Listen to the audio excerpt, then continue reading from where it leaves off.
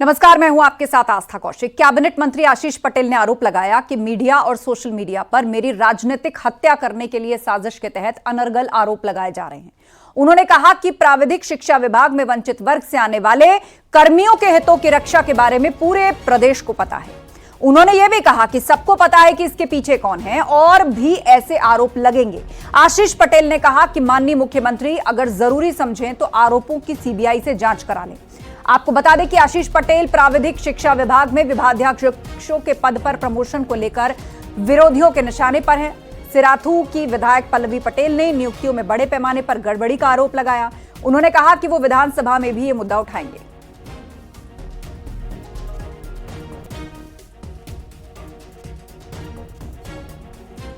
तो राजनीतिक हत्या की साजिश रची जा रही है। आशीष पटेल ने यह आरोप लगाया। अपना दल के की पल्लवी पटेल ने उन पर ये गड़बड़ियों के आरोप लगाए हैं, जिसके जवाब में कहा आशीष पटेल ने कि सीएम चाहें तो सीबीआई से जांच करवा सकते हैं। विभागाध्यक्ष एचओडी पर प्रमोशन को लेकर विवाद पूरा जो है वो सामने आ रहा है। पल्लवी पटेल ने गड़बड़ी का आरोप लगाया है।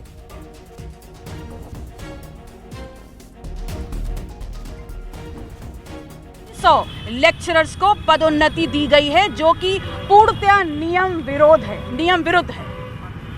नियम ये कहता है कि उत्तर प्रदेश के पॉलिटेक्निक्स में विभागाध्यक्ष की पद पर सीधे भर्ती यूपीएससी के माध्यम से एआईसीटीई के नॉर्म्स को पूरा करते हुए ये भर्ती की जाएगी। पहले हमारे विभाग में फार्मेसी के कॉलेजों में नकल माफिया का राज्य था, उसको ख़त्म कर दिया। अब सारे परीक्षा केंद्र सरकारी हो गए हैं। पिछले बहुत दिनों से कुकुरमुत्ते की तरह जो कॉलेज खुल रहे थे उन कॉलेजों को में ब्रेक लग गई। तो बहुतेरों के हितों में कुठाराघात होगा, तो निश्चित तौर पे इस प्रकार के अनर्गल आरोप आएंगे ही। और इन अनर्गल आरोपों से मैं डरने वाला नहीं हूँ। मैं सरदार पटेल का बेटा हूँ। और कोई एक व्यक्ति आगे बढ़ कर के ये दिखा दे कि एआईसीटी की किसी नियमावली का विनियमावली का इस प्रमोशन में उल्लंघन हुआ हो। अच्छा, नहीं, इसमें पल्लवी पटेल ने वो किया है और पल्लवी अब उनके कोई जानता है तो क्या कहेंगे पल्लवी अब उनके बारे में क्या कहना है, वो कहाँ से ऑपरेट हो रही हैं आपको पता ही है। नहीं तो क्या पल्लवी पटेल ये कौन वो व्यक्ति है जो उनको ऑपरेट करता है? वो परिवार में ही दखल देने की कोशिश करता है कि ये लगातार मतभेद और बढ़ता रहे। देखिए, जिसकी महत्वाकांक्षा बहुत ज़्यादा होती है और पैरों के नीचे कोई ज़मीन नहीं होती है, तो उसके पास एक ही रास्ता होता है, खुराफात और अपशब्द। उन्होंने अपने पूरे घर को बर्बाद कर दिया। आपको पता ही है, छोटी बहन का पूरा हिस्सा हड़प ले गई, तो दूसरे के बारे में वो क्या टिप्पणी करेंगी। मैं तो उनको कहता हूँ ईश्वर उनको सद्बुद्धि दे और उन्हें जल्दी से, जिसके लिए वो परेशान है, जल्दी से उत्तर प्रदेश सरकार में मंत्री बना दे। वहीं इस पूरे मामले को लेकर अपना दल एस के विधायक विनय वर्मा ने कहा, हमारे राष्ट्रीय अध्यक्ष और मंत्री दोनों ईमानदार हैं। 2014 से हम केंद्रीय नेतृत्व और पीएम मोदी से जुड़े हैं। हमारी पार्टी को बदनाम करने की कोशिश की जा रही है।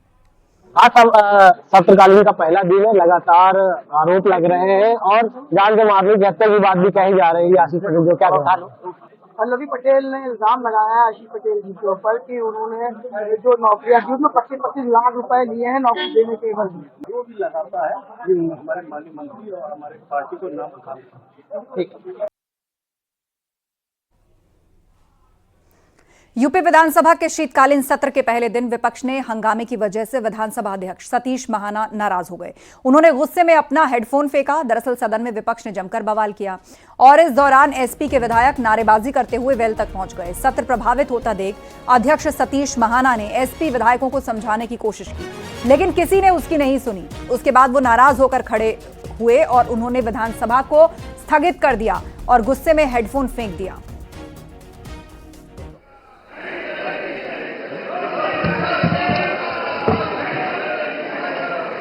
चलिए मैं हाउस को 12:20 तक स्थगित करता हूं।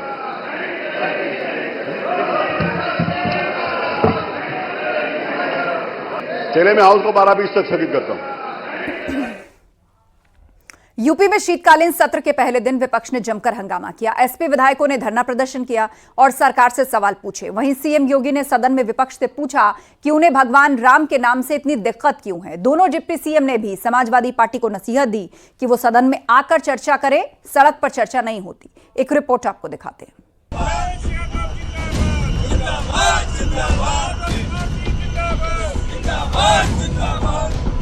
यूपी विधानसभा में शीतकालीन सत्र का पहला दिन ही काफी हंगामेदार रहा। आज विधानसभा सत्र से पहले समाजवादी पार्टी ने चौधरी चरण सिंह की प्रतिमा पर जोरदार प्रदर्शन किया। एसपी ने संभल की घटना का विरोध जताया, साथ ही बेरोजगारी और किसानों के मुद्दों को लेकर सरकार को घेरा। इस दौरान एसपी कार्यकर्ता हाथों में पोस्टर और बैनर लेकर प्रदर्शन करते दिखे।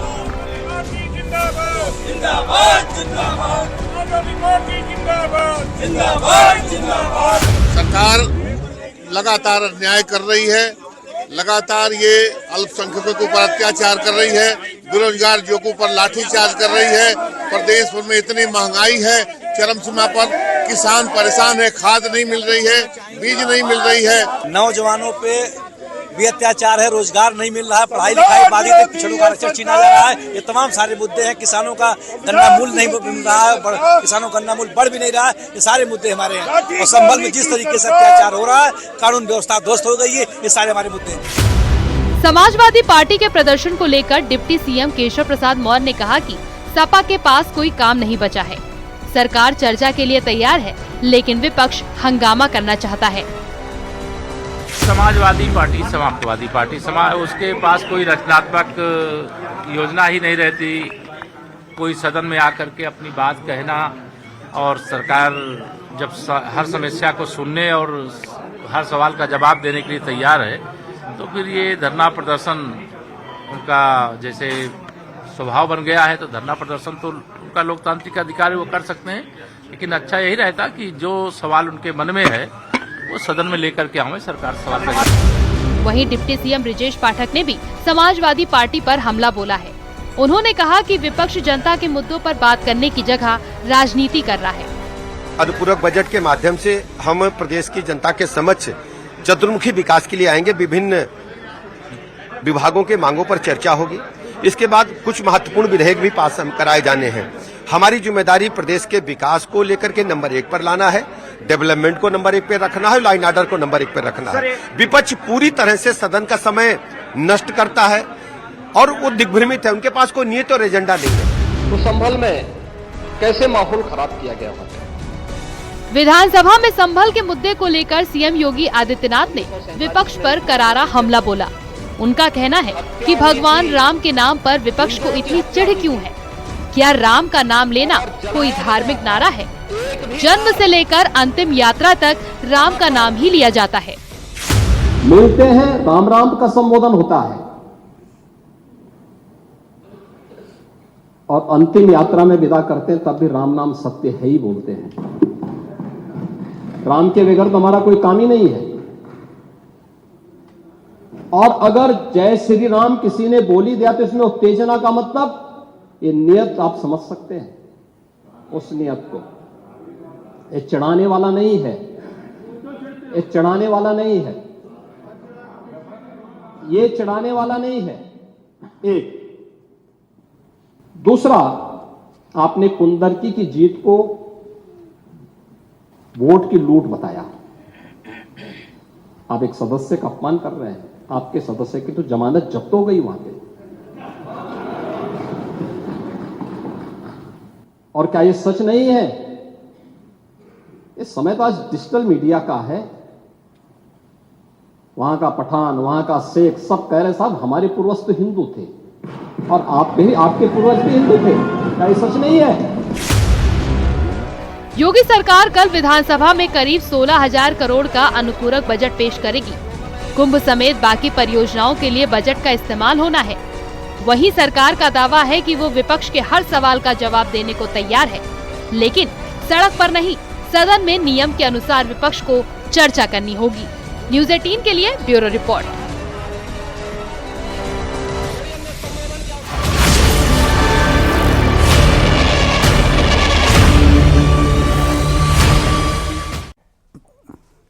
संभल मुद्दे की गूंज आज यूपी विधानसभा के शीतकालीन सत्र के पहले दिन सुनाई पड़ी।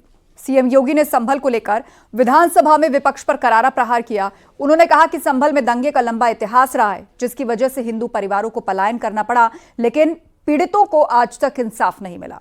नेता प्रतिपक्ष को सीएम योगी ने कहा कि हमारे पुराणों में इस बात का उल्लेख है, भगवान विष्णु का 10वां अवतार भगवान कल्कि संभल में ही जन्म लेंगे।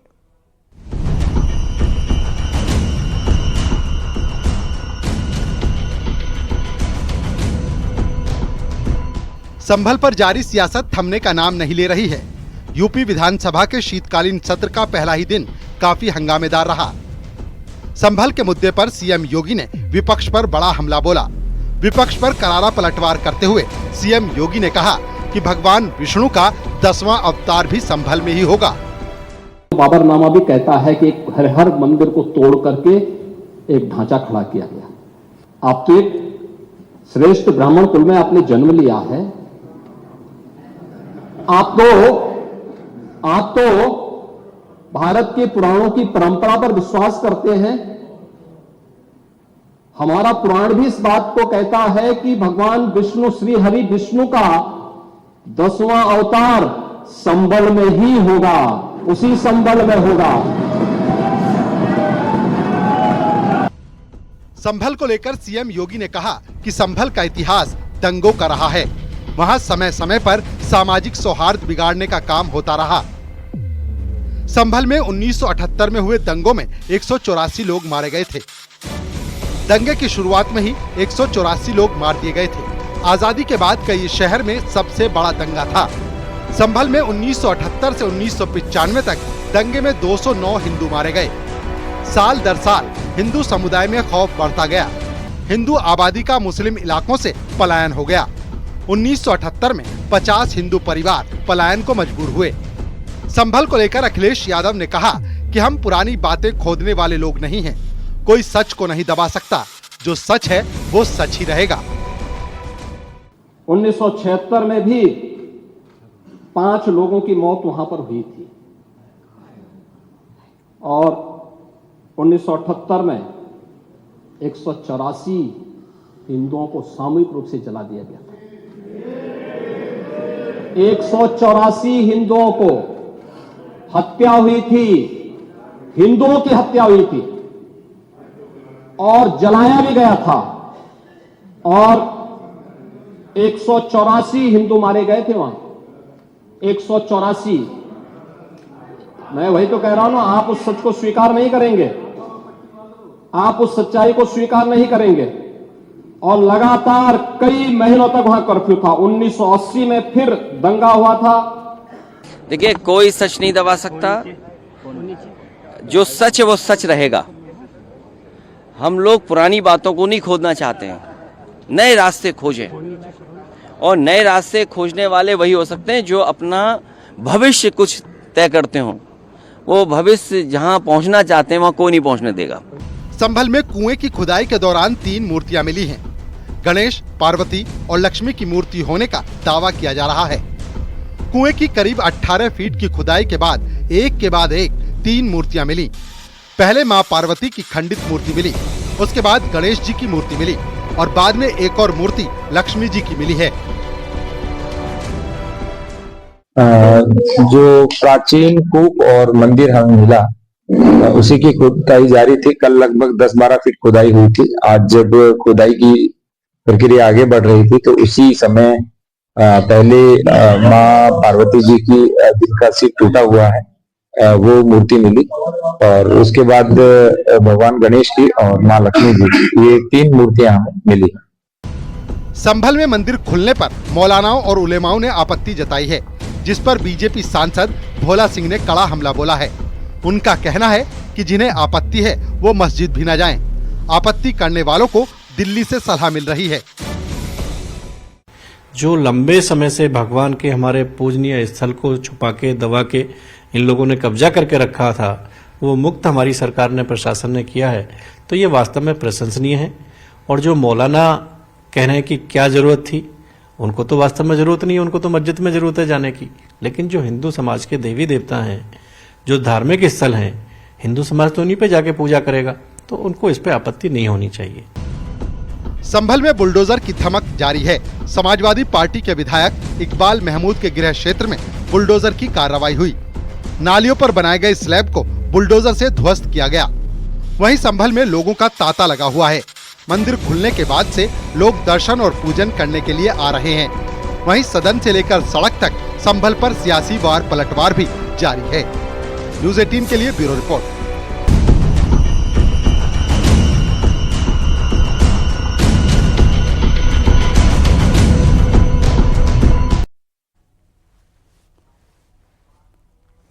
कांग्रेस सांसद प्रियंका गांधी के संसद में खास बैग के साथ पहुंचने के मामले पर सियासत शुरू हो गई है। दरअसल प्रियंका गांधी जो बैग लेकर आज पार्लियामेंट पहुंची, उस पर फलस्तीन लिखा था। इसे लेकर बीजेपी ने आरोप लगाया कि कांग्रेस मुस्लिम तुष्टीकरण की कोशिश कर रही है, जबकि राष्ट्रहित सर्वोपरि होना चाहिए। बैग में फलस्तीन लिखा हुआ है, तो मुझे लगता है कि राजनीति में मैसेज दिया जाता है। हजारों ब्रांड हैं बैग के, हजारों लाखों हो सकते हैं, मुझे तो ज़्यादा नहीं पता, लेकिन गुच्ची लुई वुइटन वगैरह ऐसे कुछ हैं जो इन लोगों पर बहुत सूट करते हैं। इसके बाद उस बैग पे फलस्तीन लिखा है, तो मुझे लगता है मुस्लिम वोटों की तुष्टीकरण के लिए ये एक संदेश देने का प्रयास किया है। दिल्ली पहुंचे बॉलीवुड एक्टर वरुण धवन ने पीएम मोदी और अमित शाह की जोड़ी को गोल्डन जोड़ी बताया। साथ ही उन्होंने प्रधानमंत्री नरेंद्र मोदी को एक निडर नेता कहा। वरुण धवन ने ये बातें न्यूज़ 18 के मैनेजिंग एडिटर अमीश देवगन से बातचीत के दौरान कही। सवाल है वो है थोड़ा कठिन, इसको मैं कह सकता हूं कि प्रधानमंत्री मोदी और अमित शाह, वो भी गोल्डन जोड़ी है, वो भी गोल्डन जोड़ी ही है। जिस तरीके से वो लोग देश को चला रहे हैं, एक तरीके से सचिन तेंदुलकर, सौरव गांगुली, सचिन तेंदुलकर, वीरेंद्र सहवाग ओपनिंग पार्टनरशिप जैसी रही थी। दे आर द, मतलब देश खड़ा है उनकी वजह से। अगर आप प्रधानमंत्री मोदी को एक वर्ड में डिस्क्राइब करेंगे तो फियरलेस। या वरुण धवन के बीजेपी सांसद भोला सिंह का बयान आया है उनके बयान के बाद, और भोला सिंह ने कहा है कि अमित शाह जी के नेतृत्व में बीजेपी दुनिया की सबसे बड़ी पार्टी बनी है। यह ऐसी जोड़ी है जो विकसित भारत के संकल्प पूरा करने में जुटी है। फिल्म एक्टर हैं वरुण धवन, उन्होंने कहा है कि अमित शाह और मोदी जी की जोड़ी जो है गोल्डन जोड़ी है, और अमित शाह जी देश के हनुमान हैं। देखिए, माननीय प्रधानमंत्री जी के नेतृत्व में 2014 में देश की जनता ने समर्थन दिया, सरकार बनी, और निश्चित ही माननीय अमित शाह जी हमारे राष्ट्रीय अध्यक्ष बने, और उनके राष्ट्रीय अध्यक्ष बनते हुए भारतीय जनता पार्टी दुनिया की सबसे बड़ी राजनीतिक पार्टी बनी, और बिल्कुल छोटी छोटी चीज़ों को नीचे तक पहुंचा के संगठन को नीचे तक पहुंचाने का काम उनके नेतृत्व में हुआ है। और वक्त एक ब्रेक का है, लेकिन ब्रेक पर जाने से पहले आपको बता दें 13 जनवरी 2025 से भारत की आस्था, अध्यात्म और संस्कृति के दिव्य महोत्सव महाकुंभ की शुरुआत हो रही है। उससे पहले महाकुंभ की हर एक खबर, हर एक तस्वीर आप तक पहुंचाने के लिए न्यूज़ 18 लेकर आ रहा है डिजिटल चैनल न्यूज़ 18 कुंभ।